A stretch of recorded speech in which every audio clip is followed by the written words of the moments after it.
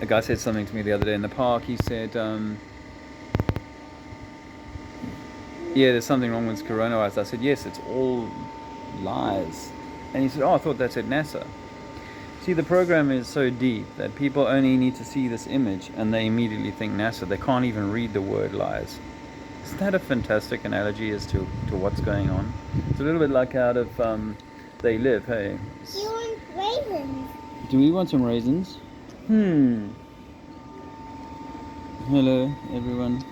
We're sitting at the train station here, and the train opposite us has just pulled in and picked up a load of people wearing masks. We were sitting here watching because everybody needs to wear a mask. As we're told, you have to wear a mask on public transport or on the station or whatever. And they're just about to implement, I think in the UK or at least in London, a state of now you have to wear masks in all public areas or outdoors, basically.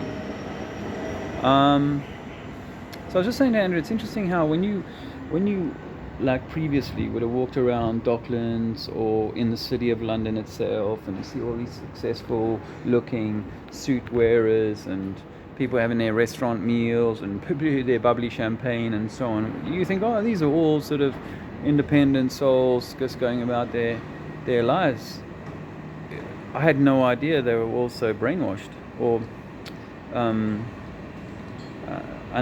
entranced by this system. Because they look like they're all doing their own thing, they're all independent.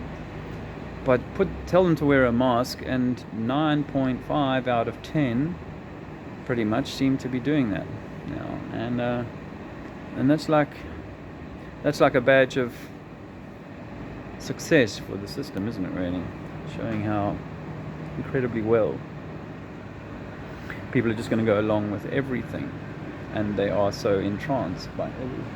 It's almost like I was thinking about it the other day. Like it's a sign of pride, really. You say, look, I read I can read. I read the news and I listen to the TV. I follow the news, and therefore I see the risk, and I'm intelligent enough to ascertain that there's a risk, even though it's invisible. It's amazing how that intelligence has been used against us. What does Zizi have to say about it? And they've now got staff on the platform to turn the camera around. Yeah. Cleaning everything. Yeah. Toxic sprays on any everything. Bacteria. Toxic sprays on everything. And we're afraid of nature. Oh, look at that. I've never seen, in 25 years of living here, I've never seen that happen. A station cleaner. Wow. Now that's a pivotal, he should be like a doctor. That's probably why he has to wear a mask. He's like a doctor, a surgeon. Yeah, here's a load of sounds like sheep. Anyway, I'm not... It sounds like we're a little bit bitter. I think it's more a sense of coming to terms with, letting stuff go. I think that's why maybe this trip was that important to us in terms of letting go of attachments. This horror show. Because I don't know if Dave has mentioned that obviously we weren't able to see our daughter due to coronavirus rules. I've had to come to terms with that and let that go. For now, we can't. For now, we're fairly confident that that's going to change in terms of her outlook, but we have to give her the time to figure that all out for herself and just hold space while she does that. So yeah, it's a coming to terms with acceptance of what is. I felt angry, sad, all the emotions, but depressed even.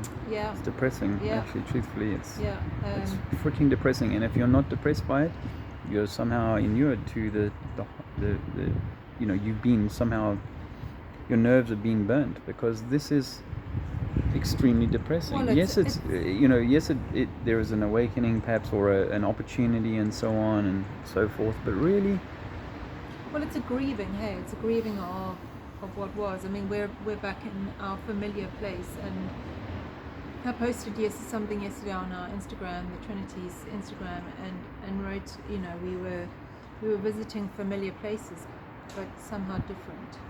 And yesterday we sat in our beautiful local park that we've been able to bring our 3 children up in, and there was a coming to terms of that, you know, in the coming months, people will be walking around there with masks on, if they're at all, because people, when we walk past them now, because we don't have a mask on, or just simply because they're walking past us, they create this wide berth around us. And Someone nearly fell out the train, fell off it, so trying to get out the way of us because we weren't wearing masks and stuff.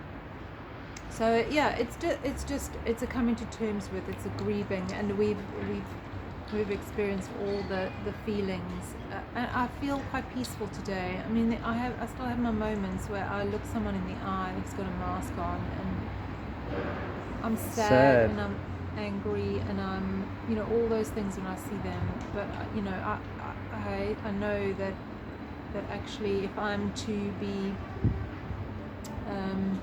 effective moving forward, I have to let that stuff go. So I can free myself of those feelings that are very important to have, but to finally let them go, I have to experience them. And so I think that's why this trip has been so valuable. Because although, you know, we went to Portugal and we've experienced that, and that's been amazing, and it's given us the contrast and the realization that there is something outside of the system. And something that we can make something Equally, with. you know, certainly me, perhaps Dave as well, but certainly me, I've had to come to terms with, you know, it's almost like the funeral. And The funeral, the wake. And the wake, and then the, you know, the grieving afterwards. So it's all good, it's all meant, but yeah, time to let go. Time for us to climb on To our train, yeah. There's a train. So we're going to get on the train. I haven't worn a mask in England at all. We've been here 6 days. I went in the supermarket yesterday and gave a woman a smile who wasn't wearing a mask. She was the only other person. Comes easy.